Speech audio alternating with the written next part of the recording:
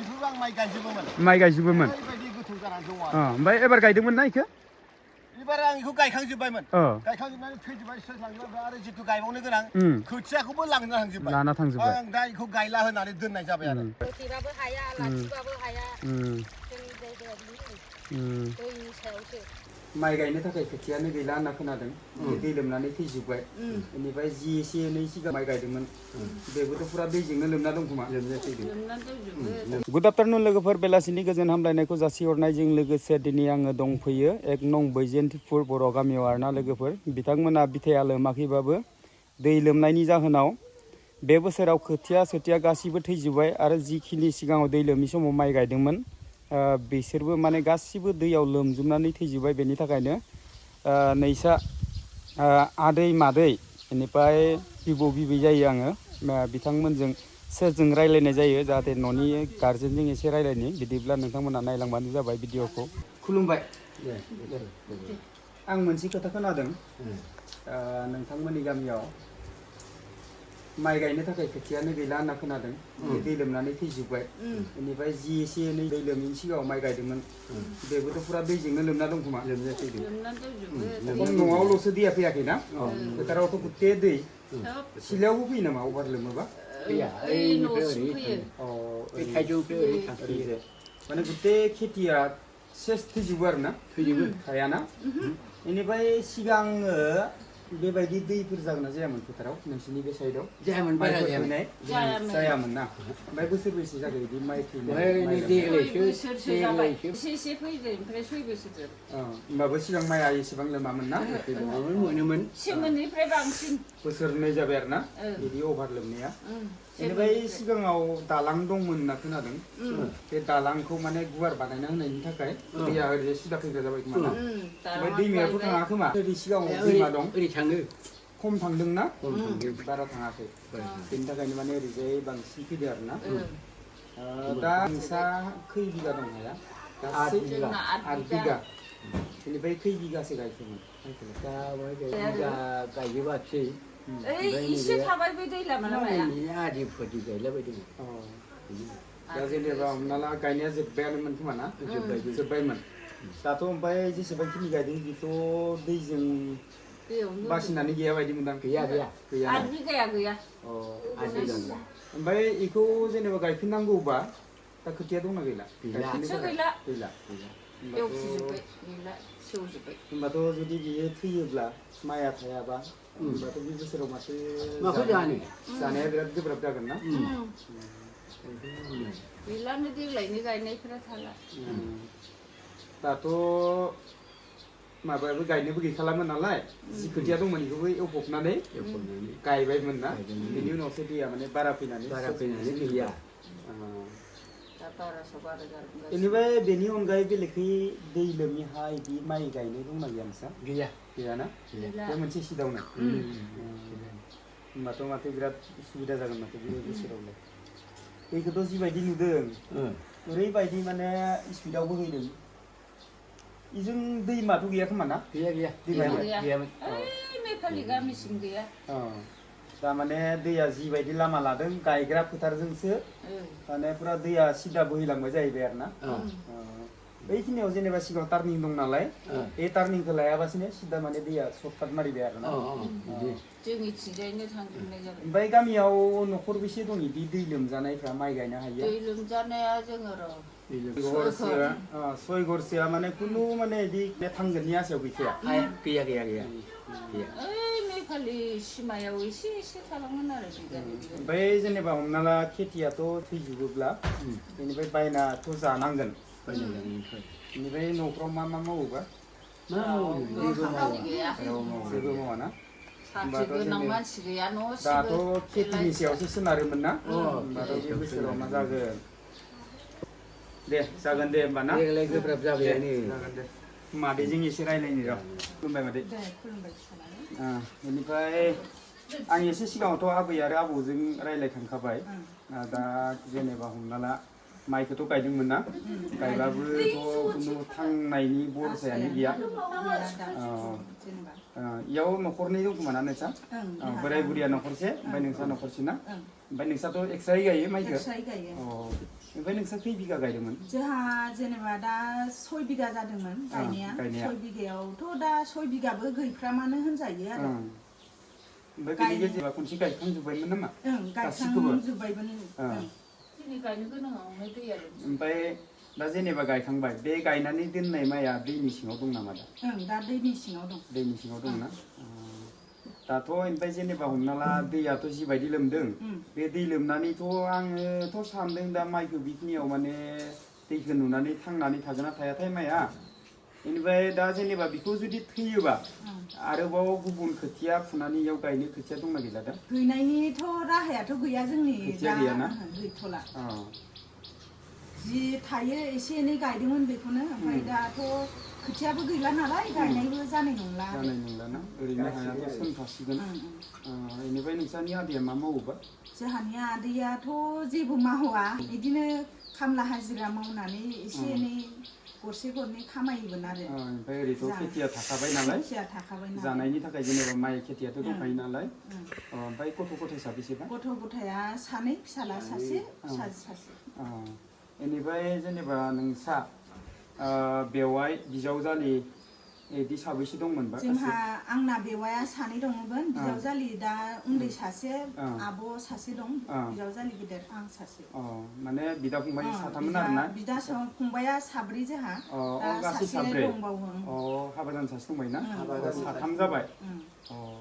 ओमफ्राय नोंसाना फिसाला फिसा साबेसे मोनबा मादै? आंना दा फिसाला सासे फिसाजो सासे बेसे गिदिर गिदिर जाखो? फिसालाया 6 बोसोर फिसाजोआ 11 बोसोर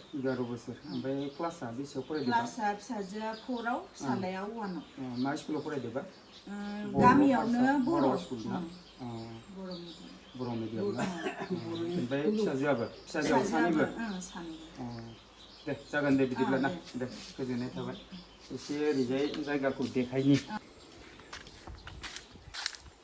नै इयावसो एसे नुगोन आरोना बारिखै दैखौ ओमफ्राय नै बे अमा खानायसिम फैयो होनना बुंदो दैया मोनाब्लियालागै मोनफैनो हागौ खिन्थु दा जेनेबा हमना ला फैथ'वाखै आरोना ओमफ्राय एकदम एसे खाथियावनो दं दैया एसे देखायनि नायना लाबानो जाबाय नै बारा गोजान गैखाला नै बे अमा खानायसिम ससेल'सै आरोना मोनफैनो नै नायना लाबानो जाबाय बेनिफ्राय नै दैखौ ओरैजानो हर अखा दामब्रानो जुब जुब हाबोदो दै बाना नों लोब लोब बोहैबोदो दै बाना नों लोब लोब बोहैबोदो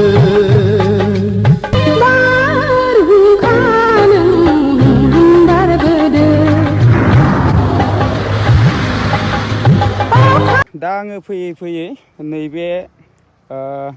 आरोबाव न'खरसे आदानि खेथि फोथारावसो फैनो होनना फैखाबाय दै एसे खेथि फोथारनि नुथायखौबो नायना लादो लोगोफ्रा आदानि खेथि फोथाराथ' होनबा बेनो जाहैबाय गोदो आंनि हाया बेबायदि नङामोन माने खेथिफ्राव बिराद मोजां माइ जायोमोन नै आदाया गावनो नै हाबैदों गावनि खेथि फोथाराव नै बेखिनियाव एसे थौले जानानै दङ दे थांनोनो हाया बेफोरबो आं माइ गायजोबोमोन ओरैबायदि गोथौ जानानै दङ ओमफ्राय एबार गायदोंमोन ना इखो? एबार आं बेखौ गायखांजोब्बायमोन गायखांजोबनानै थैजोब्बाय थांजोब्बाय आरो जिथु गायबावनो गोनां खोथियाखौबो लाना थांजोब्बाय आं दा बेखौ गायला होनानै दोननाय जाबाय आरो माने दैजों जों जुजिनो हाया माने हमना ला दैनि गुबै लामाया बेनि बायदि जाना थाबायना नायलाय आदाया बेसेरा गावनि खेथि फोथारखौ देखायदों दै नोंथांमोनाथ' नुखाबायानो माबायदि दैया नै स्पिड बोहैयो ओमफ्राय आरो गोथौखौथ' आदाया थांबावदियानो गोथौआव थाङोब्ला आरो माने सिबावगौमोन बेनि थाखायनो आदाया गोथौआव थांदिया खिन्थु आदानि खेथि फोथारा बेखिनियानो नै ओरैजाय नायना लाबानो जाबाय बेखिनियावनोमोन आरो 6 बिगा होनदोंमोन नामा दा? 5 बिगा 5 बिगा ना 5 बिगा खेथि फोथारा गुथे बरबाद मा खालामनो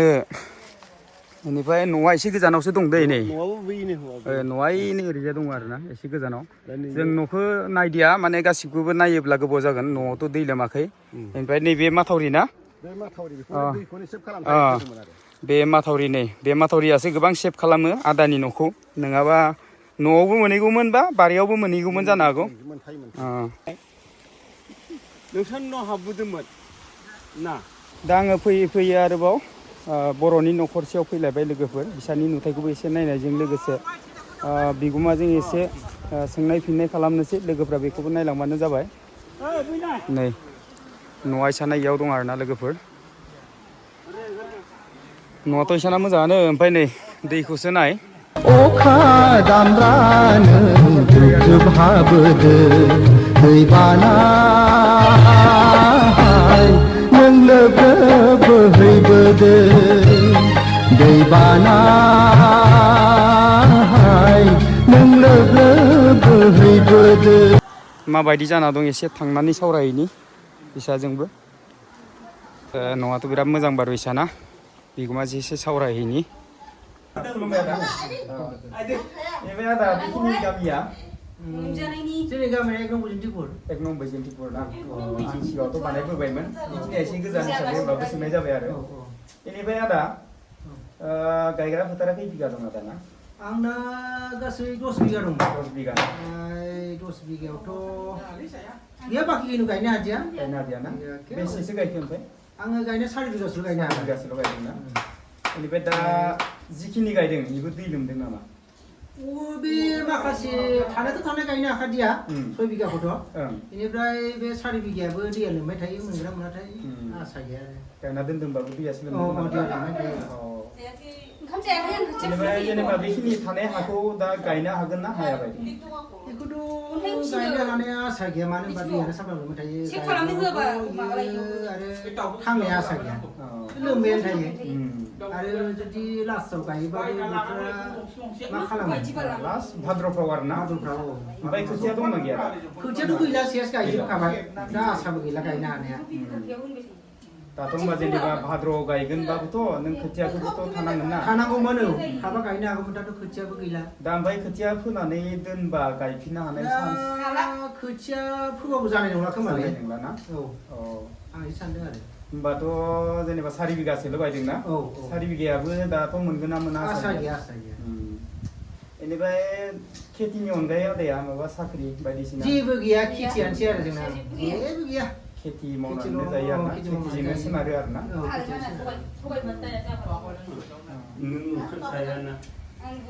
बेनिफ्राय गथ' गथाय आंना सानै दङ सानै फिसाला फिसाजो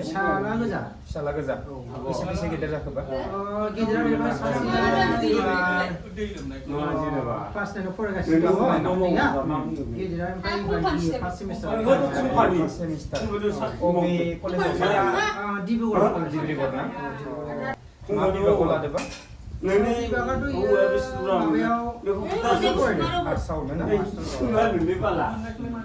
फरायनाया एसे मोजांमोन खोमा फरायनायाथ' मोजांमोन दा माजों फोरोंनो हागोन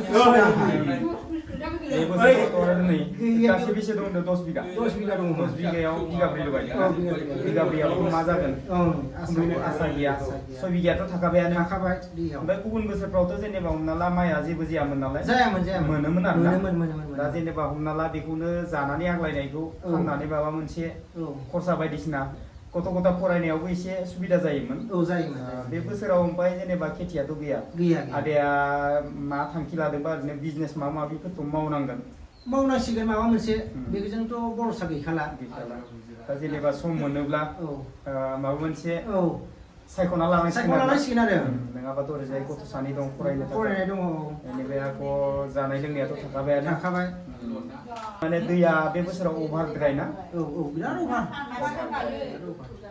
माने दैयानो जोंनि गेजेरावथ' मोनथाम मोनब्रै दैमा लोगो नांनानैसो मोनफैखायो जोंनि जायगायाव एखेबारे मोनथाम बा मोनब्रै दैजों जमा जानानै जोंनि जायगायाव एखे दुब्लिजों फैखायो माने बोहैबोनानै दा बे दुब्लियाथ' नायजाया माने बेयावनो माने बाज्रुमलांनो हानाय ओरैबायदि खुरदों मथा मथि गोथां नुलायो जोंनि जायगायाव दैखौनो गोथां नुलायो माने जों दैमासो फोथारखौनो फुरा खुरख'नानै दैमा बायदि गोथां जाबोखानाय माने बेबायदियाव आरो जोंनियावलाय बबेहाय माइ जाबावगोन माने माइखौ गायबाबो ओरैबायदि खुख'लाङो माइयानो थालाखाया थांखाजोबो माने गुनानै गायफिननो हानायबो अबस्थायानो थाया आङो खोनाबाय दंमोन बै सिगांनि दै देरनायनिफ्रायनो दैबाना जाजेननायनिफ्रायनो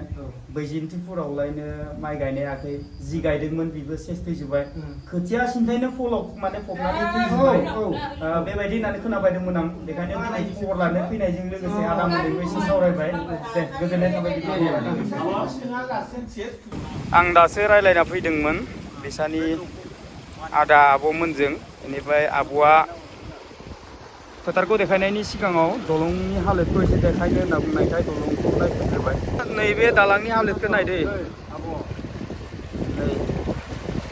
दलंआबो खुखाबाय आरोना नै नायना लाबानो जाबाय ओमफ्राय ओरैजाय एसे सिगाङाव थांनि ओइ गायखो नायनोथ' आब'आ माने गावसानि न'जों नांथाबनानै दं हिसाबै एसे दालांखौ देखायनो होननानै लाना फैग्रोबाय आरोना आंखौ नै ओरैजायनिबो गायनोफ्राय एसे नायनि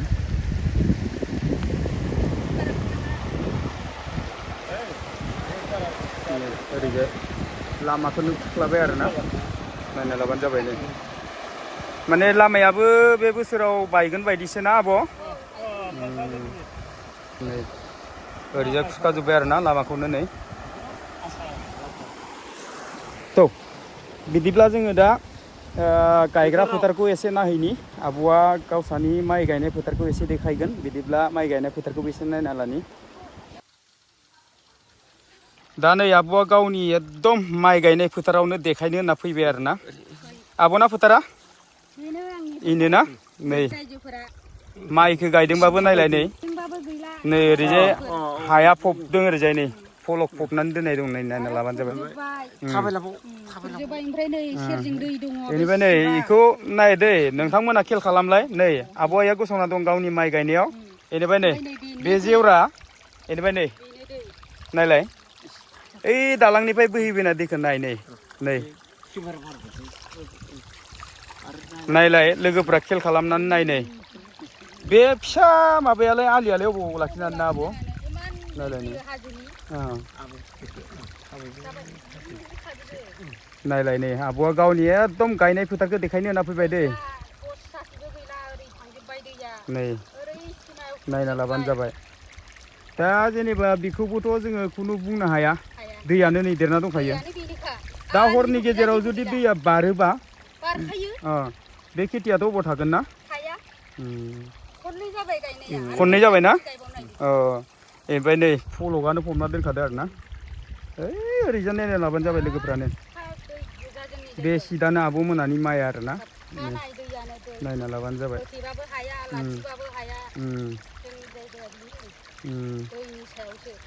दे जागोन दे आब' गोजोननाय थाबाय दे बिदिब्ला होमबा लोगोफोर दिनैनि ब्लग भिडिअआ बेखिनियानोमोन भिडिअखौ नायनानै मोजां मोनदोंब्ला लाइक खालाम शेयार खालाम कमेन्ट खालाम आरो जुदि नोंथाङा बोरैबा धीरेन बसुमतारी इउटुब चेनेलाव गोदानै हाबसन फैफ्लांदोंबा धीरेन बसुमतारी इउटुब चेनेलखौ साबस्क्राइब खालामना होबानो जाबाय दिनैनि ब्लगखौ लाना फैनायनि जाहोनानो जाहैबाय जोंनि धेमाजि डिस्ट्रिक्टआव थानाय बर' गामिफ्रा एसेबां दैजों बा दैबानाजों भुगिनानै दं नाथाय आङो दैबानानि ब्लग लाबोनाया बे मोनसेल' नङा गोबां भिडिअ बानायबोबाय खिन्थु नैबे 1 नं बैजेन्तिफुराव बानायाखैमोन नाथाय बेयावबो दिनै आङो भिडिअ लानो होनना फैबाय नै आब'खौबो लोगो मोनबाय गोजोननाय थाबाय होमबा लोगोफोर दिनैनि ब्लग भिडिअखौ बारा गोलाव खालामबाय थाला दिनैनि ब्लग भिडिअखौ बेखिनियावनो दोनथ'नाय जाबाय जोबथारनायाव गासिनिसिमबो खनसे थेंक इउ गोजोन्थों एसेनोसै